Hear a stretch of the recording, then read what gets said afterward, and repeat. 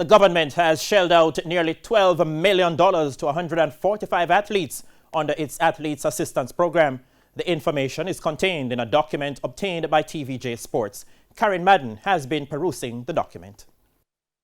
Earlier this year, the government, through the Sports Ministry, announced that it would help the nation's athletes who had already qualified for or were on the verge of qualifying for the Olympic Games in their respective sports. But when the 2020 Games were postponed to 2021, Sports Minister Olivia Grange said athletes would be paid for the month of March and then the program would be suspended. The list of the 145 athletes from 8 sporting associations was obtained by TVJ Sports under the Access to Information Act. As expected, track and field received the lion's share of the assistance, with 99 athletes receiving the one-time payment of 80,000 Jamaican dollars each. The list includes Olympic and world champions as well as those emerging as athletes to watch after showing good performances prior to COVID-19 forcing the postponement, cancellation or suspension of sports worldwide. The Jamaica Rugby Union, with 2 teams in the running to make their debut at the Olympic Games, also benefited from the Athletes Assistance Program,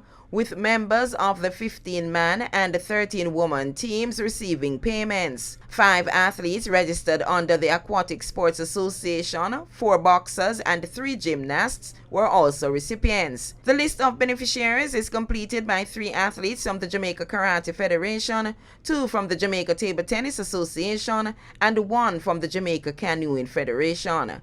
The ministry is also expected to assist the nation's Paralympians. In a TVJ Sports Town Hall last month, the sports minister also revealed that her ministry is prepared to consider ways athletes could benefit under the government's COVID-19 care program to assist Jamaicans who have lost earnings as the country battles the pandemic. Karen Madden, TVJ Sports.